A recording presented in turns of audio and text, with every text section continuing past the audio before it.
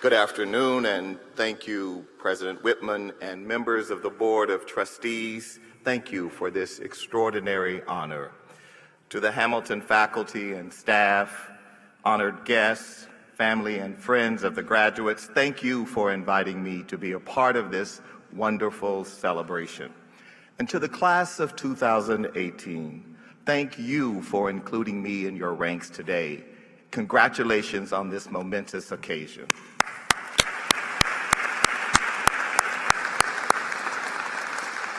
So, class of 2018, in a few moments, you will be receiving your diplomas. But in this moment, I would ask that you reflect on your journey. Because while the diplomas will have your name, the names of everyone who has loved you and nourished you and made it possible for you to walk across this stage, this day is for them too. So I ask you to stand and turn and thank your parents, your teachers, all of those who love you and have made this day possible.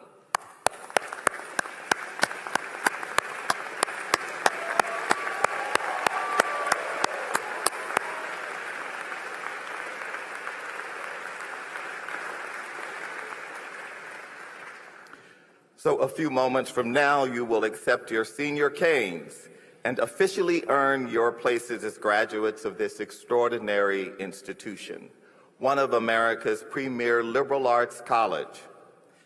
But first, we, your families and teachers and friends, we pause in celebration of you and in reflection. We marvel at your accomplishments, at your drive and your determination. We express gratitude for the promise of your tomorrows. But this moment also belongs to history. The histories from which you emerged, the history of this college that dates back to the very beginning of our republic, and the history that each of you will make. I am fascinated by American history, and Hamilton's history is particularly of interest to me. While it is true that the official founding of the college, the 1812 that you read about, is that official day, this college goes back much further. In fact, some 225 years ago, a Presbyterian minister had the bright idea that young men of central New York deserved an excellent education. At that time, the United States Constitution was just 4 years old. The nation itself was only 17, younger than many of you when you first arrived on campus. And that same year, President George Washington laid the cornerstone of the U.S. Capitol building.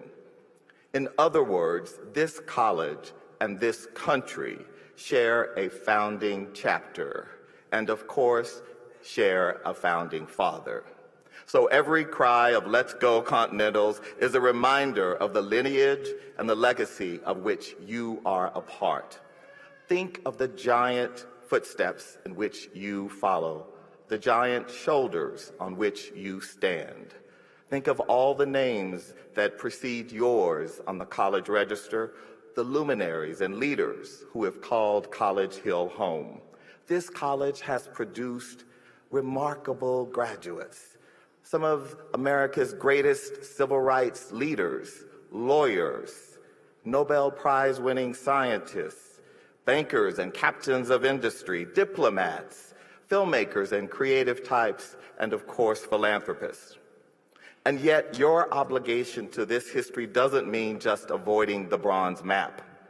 As you prepare for the wider world that you are about to enter, I believe this country could learn a thing or two from Hamilton College and from each of you. I was struck to learn that the motto of Hamilton is "Know thyself," because knowing thyself must also mean knowing your history and how that past shapes who you are today. Indeed, we draw on our country's history for a shared identity and ideas, but this same history continues to express itself in and through our nation's toughest challenges. We see the ripples of history in the debates over immigration in a nation of immigrants, and whether the dreamers have a right to the American dream. Our history explains the broadest trends and the narrowest instances, like how the racial inequalities of our criminal justice system and mass incarceration are in fact rooted in our legacy of slavery, or why 2 Black men were arrested at a Starbucks for simply waiting to meet a potential business partner. In other words, our history is the reason we believe that we all are created equal. And our history is also the reason we have vast inequalities in our society today. And so knowing our history will help us. Knowing our history will help us ensure that we move forward and together rather than backward and apart. Maya Angelou put it perfectly when she wrote, "History, despite its wrenching pain, cannot be unlived, but if faced with courage, need not be lived again."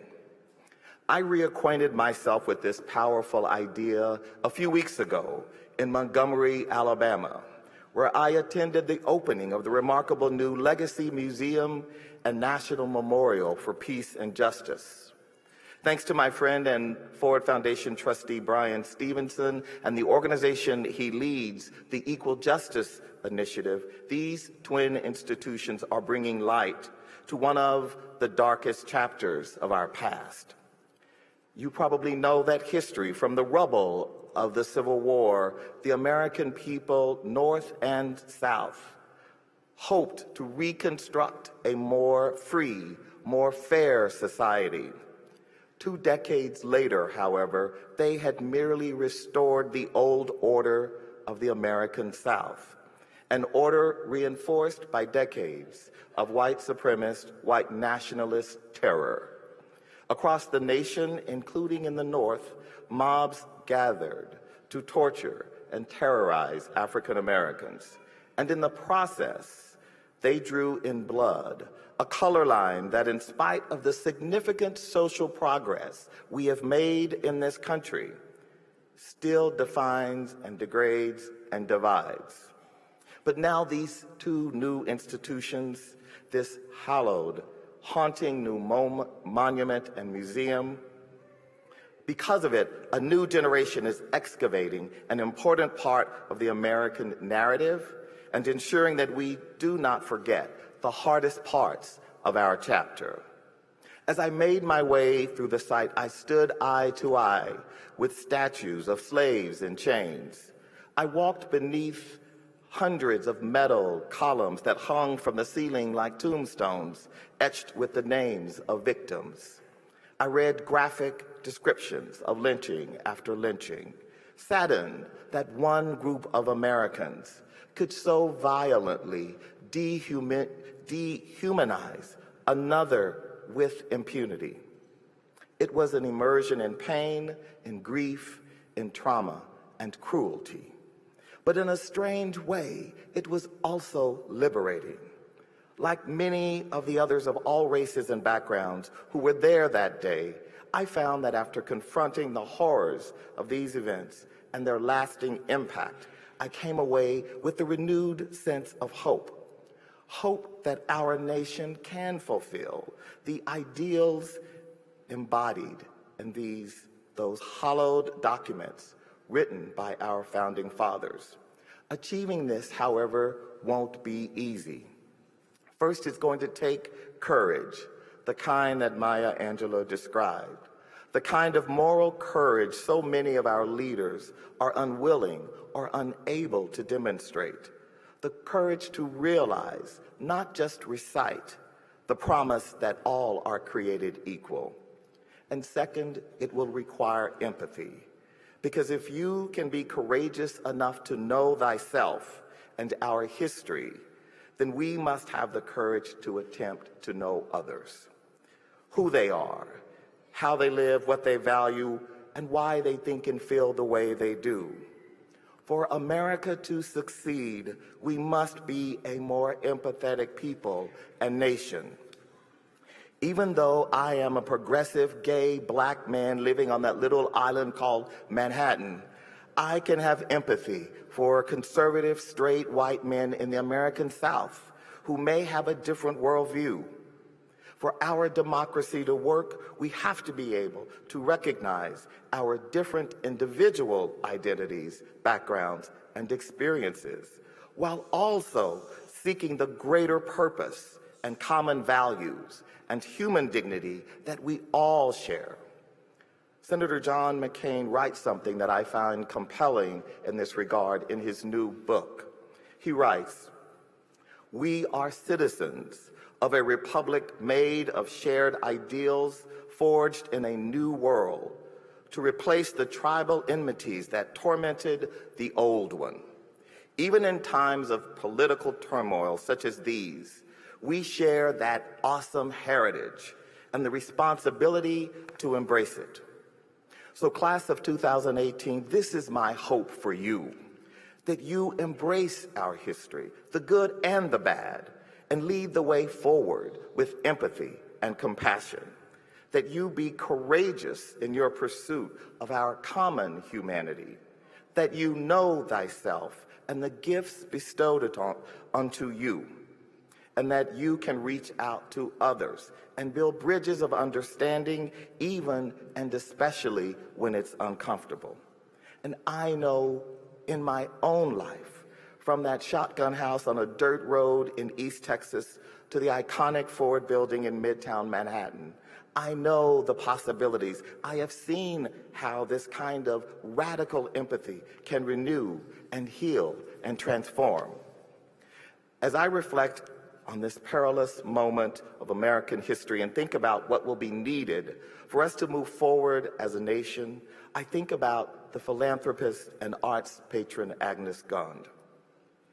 I recently found myself sitting with Aggie, as she is called by her friends, outside the gates of the San Quentin prison in California. What was Agnes Gund doing at a prison? It's certainly a question some of her friends wanted an answer to. You see, Aggie is passionate about art, but she is also passionate about justice. She's passionate about justice even more. And she had come to the conclusion that America's criminal justice system is infected with injustice. So she did what any good philanthropist would do when confronted with a challenge like that. She decided that she would sell one of her most beloved paintings for the astounding sum of $150 million. And so she took the proceeds of this sale and she created something called the Art for Justice Fund. On the face of things, this 80-year-old Park Avenue grandmother, graduate of Miss Porter School, and certainly a child of privilege, would seem like an unlikely champion of criminal justice reform. But there we were, walking into that jail together through the gates, the guards, the metal detectors. Our guide was a man whose life could not have been more different from hers. He was Black, convicted at age 16, and now serving 35 years to life. His beard had grayed.